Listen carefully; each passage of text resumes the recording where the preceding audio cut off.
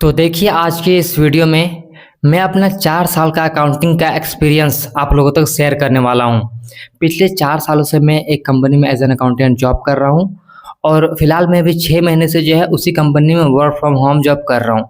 तो देखिए इस दरमियान मैंने जितना कुछ वहाँ पे जो सीखा हुआ है, जो भी कुछ मैंने वहाँ पे काम करता हूँ, स्टार्टिंग से लेकर अभी तक मैं करते आ रहा हूँ, उस सारी चीज़ों को मैंने एक पेपर में नोट डाउन करके रख लिया हुआ है, जहाँ पर यहाँ पर टोटल मैंने 25 पॉइंट्स को लिखा हुआ है, ठीक है। मैंने कोशिश किया है अपने सारे पॉइंट्स को यहाँ पे नोट डाउन करने का और आप लोगों तक शेयर करने का। तो मुझे जितना याद आया मैंने उसके हिसाब से पूरे पॉइंट्स को नोट डाउन कर लिया हुआ है। तो ये वीडियो आप लोगों के लिए काफ़ी ज़्यादा इन्फॉर्मेटिव होने वाला है। चाहे आप एक बिगिनर बंदा है या फिर आप ऑलरेडी कहीं पर जॉब भी करते हैं, तो आपको ये सारे पॉइंट्स अच्छे से आना चाहिए। ऐसे देखिए मैं आपको क्यों बोल रहा हूँ। देखिए अगर आप सपोज करिए अगर आप अभी छोटे कंपनी में काम कर रहे हैं, तो फ्यूचर में कभी ना कभी बड़े कंपनी में आपको जाना है रहेगा या फिर आप जाने का आपका इच्छा रहेगा, तो आप कैसे जाएंगे? तो आपके पास नॉलेज होगा तभी तो आप जा सकते हैं ना। तो वही सब चीज़ें मैं आपको आज की इस वीडियो में बताने वाला हूँ। एज एन अकाउंटेंट आप इतना कुछ सीख लेते हैं। देखिए हमारा कंपनी का टर्नओवर जो है करोड़ों रुपीज़ में है, ठीक है। तो आप लोग समझ सकते हैं यहाँ पर मैं किस लेवल तक का चीज़ें बताने वाला हूँ आप लोगों को। ओके। तो बेसिकली अगर आप चाहें तो एक पेन और पेपर लेके बैठ जाइए, आप लोग नोट भी करते जाइएगा, ठीक है। तो आपके लिए अच्छा रहेगा। तो चलिए यहाँ पर मैं वीडियो को स्टार्ट करता हूँ और एक एक पॉइंट बाय पॉइंट आप लोगों को बताते चलता हूँ। देखिए सबसे पहला पॉइंट यहाँ पर है परचेस। जैसे कि नाम से आप लोगों को मालूम चल रहा होगा परचेस। अब देखिए परचेस बहुत सारी चीज़ों का होता है। पहला पहला हो गया परचेस गुड्स।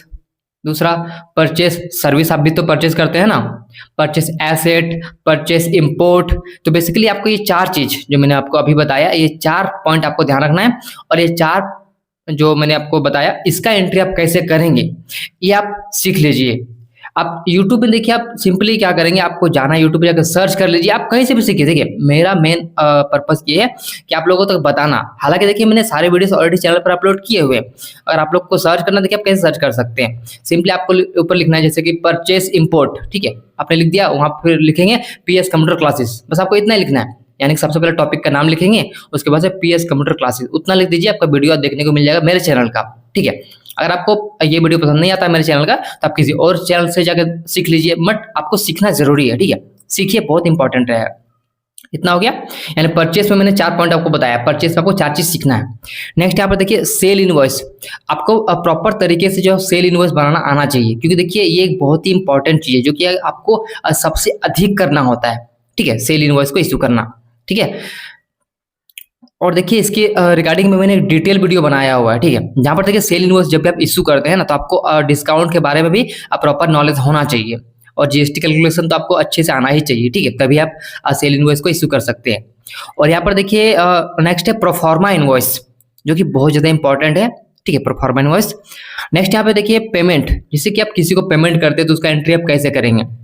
अब देखिए पेमेंट बेसिकली आप कैसे कर सकते हैं। एक तो बाय चेक कर सकते हैं, बाय कैश कर सकते हैं, या फिर एनईएफटी आरटीजीएस कर सकते हैं, ठीक है। ये सभी तरीकों से आप कैसे एंट्री करेंगे आपको तरीका पता होना चाहिए। नेक्स्ट यहाँ पे रिसिप्ट। अब आप पैसा जैसे कि आपको रिसिप्ट हुआ, तो अब कैसे रिसिप्ट आपको हुआ होगा, या तो कैश रिसिप्ट हुआ होगा, या फिर चेक से रिसीव हुआ होगा, या फिर आरटीजीएस या फिर एनईएफटी के थ्रू रिसीव हुआ होगा, या फिर फोन पे में आपको रिसीव हुआ होगा। तो ये सभी जो मैं आपको पॉइंट बताते जा रहा हूँ उस सभी को नोट डाउन करते जाइएगा, ठीक है। उसके हिसाब से आपको जो है सारी चीजें सीखना है। नेक्स्ट यहाँ पे कॉन्ट्रा एंट्रीज। अब आपको कॉन्ट्रा एंट्री भी करना आना चाहिए। जैसे कि आपने बैंक में पैसा जमा किया, आपने कैश बैंक में जमा किया, तो उसका एंट्री कैसे करेंगे। आपने बैंक से पैसा विड्रॉ किया, तो उसका एंट्री कैसे करेंगे। आपने अपने एक अकाउंट से लेकर दूसरे अकाउंट में पैसा ट्रांसफर किया, तो उसका एंट्री कैसे करेंगे। तो बेसिकली ये जो मैं 3 पॉइंट बताया आप लोगों को, ये 3 पॉइंट आता है कॉन्ट्रा एंट्री के अंदर। आपको ये भी आना चाहिए अच्छी तरीके से। नेक्स्ट यहाँ पे जर्नल एंट्रीज। अब देखिए जर्नल एंट्री बहुत ज़्यादा इंपॉर्टेंट हो जाता है, जिसे हम बोलते हैं एडजस्टमेंट एंट्रीज। तो ये भी आपको प्रॉपर तरीके से आना चाहिए, ठीक है। मैंने डिटेल वीडियो बनाया हुआ चैनल के ऊपर, मिल जाएगा, आप लोग को सर्च कर लीजिएगा। नेक्स्ट यहाँ पे स्टॉक जर्नल। स्टॉक जर्नल भी आपको आना चाहिए। जैसे देखिए ऐसा कई बार होता है कि हमारा स्टॉक नेगेटिव में चला जाता है, या फिर स्टॉक नहीं है बट स्टॉक बता रहा है हमारा फिजिकल स्टॉक नहीं है गोडाउन में, बट हमारा टैली में स्टॉक बता रहा है। यानी कभी कभी क्या होता है स्टॉक गड़बड़ हो जाता है, कोई कारण से हो सकता है। तो इसको भी आपको ठीक करना आना चाहिए, जो कि मुझे इसका जरूरत पड़ता है कभी कभी, ठीक है। नेक्स्ट यहाँ पे क्रेडिट नोट। अब देखिए क्रेडिट नोट भी 2 केस में बनता है। जैसे कि एक तो हो गया गुड्स रिटर्न और एक होता है रेट डिफरेंस का केस। तो बेसिकली आपको दोनों केस ही आना चाहिए क्रेडिट नोट और डेबिट नोट, ठीक है। दोनों ही केस में आपको, जैसे कि क्रेडिट नोट में क्या होता है, सेल्स रिटर्न होता है, और परचेस रिटर्न जो होता है उसके बोलते हैं डेबिट नोट। तो डेबिट नोट के केस में भी आपको परचेस रिटर्न कैसे करेंगे, डेबिट नोट इशू कैसे करेंगे, रेट डिफरेंस के केस में डेबिट नोट इशू कैसे करेंगे। तो बेसिकली दोनों चीज आपको अच्छी तरीके से आना चाहिए। चैनल पर मेरे वीडियो से आपको मिल जाएगा, ठीक है। आप लोग टेंशन मत लीजिएगा, बस नोट करते जाइए। नेक्स्ट यहाँ पे जनरेट और cancel e-way bill and E invoicing. देखिए आपको ईवे बिल भी जो है आपको जनरेट करना आना चाहिए।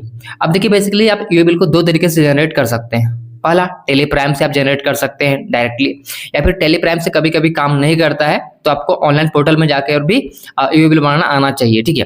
अब देखिए ईवे बिल बहुत बड़ा चैप्टर हो जाता है इसमें, क्योंकि देखिए जैसे कि हमने एक ईवे बिल बनाया, ठीक है, अब उसको कैंसिल भी करना पड़ सकता है कोई कारण से, तो आपको कैंसिल भी करना आना चाहिए। या फिर हमें जो है पार्ट भी अपडेट करना है, ठीक है। अब पार्ट भी क्या होता है आप लोगों को, बहुत सारे लोगों को नहीं पता होगा। तो देखिए मेरे चैनल पर एक प्लेलिस्ट मैंने बनाया हुआ स्पेशली ईवे बिल के रिगार्डिंग। अब उस प्लेलिस्ट में जाइएगा, आपको डिटेल सारा कुछ मिल जाएगा ईवे बिल के बारे में, जितना कुछ होता है सारी चीजें, ठीक है। इसका ईवे बिल बहुत बड़ा चैप्टर हो जाता है एक।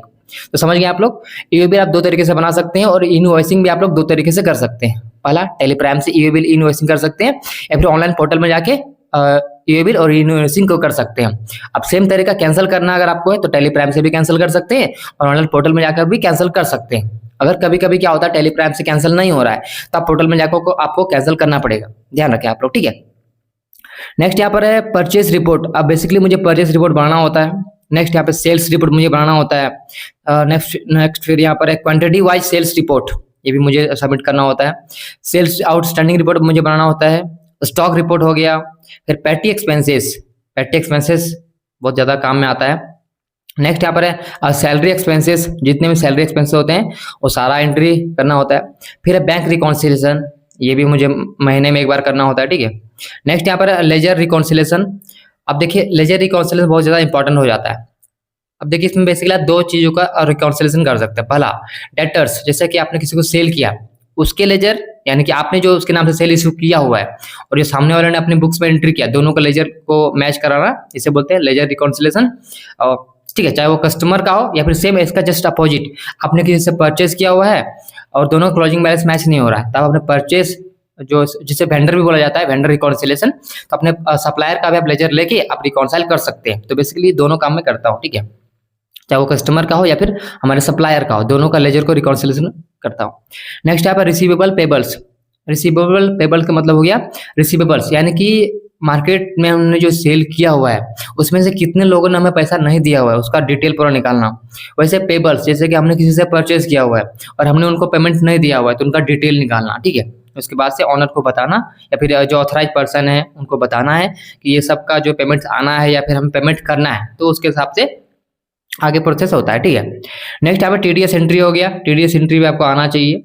नेक्स्ट है professional tax. Professional tax basically क्या होता है, बहुत सारे लोगों का जो है कटता है, और बहुत सारे लोगों का नहीं, मैं बोलूँगा कंपनी का, ठीक है, डिपेंड करता है कंपनी के ऊपर। अगर आपका कंपनी बड़ा कंपनी है तो वहाँ पर आपको प्रोफेशनल टैक्स डिडक्ट होगा, ठीक है, और बहुत सारे कंपनीज में नहीं होता है, ठीक है।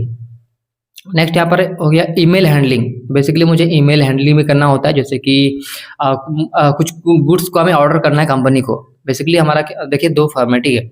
एक तो हो गया हमारा, जैसे कि एक जो हमारा फर्म है उसमें क्या होता है, हम लोग जो गुड्स है, ठीक है, गुड्स मैन्युफैक्चरिंग होता है, वहाँ से हम लोग लेके आते हैं, ठीक है, और इसको सेल करते हैं। ये हो गया पहला कंपनी। दूसरा कंपनी हमारा खुद का एक मैन्युफैक्चरिंग कंपनी है, ओके। तो वहाँ पर मुझे बहुत सारा काम आता है ईमेल में, जैसे किसी को ईमेल करना है या फिर ईमेल आया तो उसका रिप्लाई करना है, मटेरियल को कंपनी को ऑर्डर प्लेस करना है, तो पूरा चीज़ें सारा मेल से ही होता है।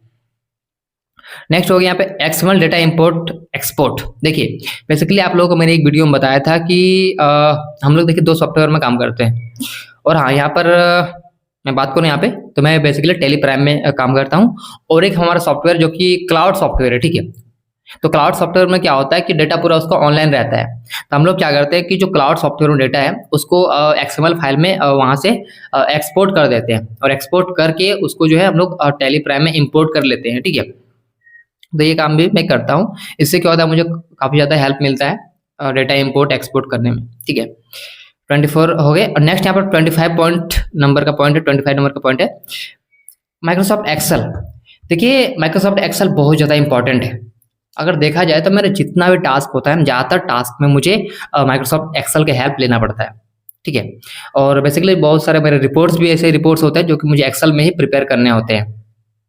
ओके, तो ये जो चीज़ें मैंने आपको बताया, ये सारी चीज़ें मैं खुद यूज़ करता हूँ और पिछले 4 साल से मैंने इन सब चीज़ों को बहुत ही अच्छे तरीके से सीखा हुआ है, ठीक है। तो और देखिए हो सकता है मैंने कोई अगर पॉइंट मिस कर दिया तो आप लोग मुझे कमेंट सेक्शन में ज़रूर बताइएगा, ठीक है। तो उम्मीद करते हैं कि आप लोगों को इस वीडियो से बहुत ज़्यादा हेल्प मिला होगा। यह वीडियो कैसा लगा मुझे कमेंट करके ज़रूर बताइएगा। अगर वीडियो हेल्पफुल लगा हो तो वीडियो को एक लाइक ज़रूर करिएगा। सो वीडियो को यहाँ तक देखने के लिए बहुत बहुत धन्यवाद। मैं जल्दी मिलूंगा आप सभी से अगले वीडियो में।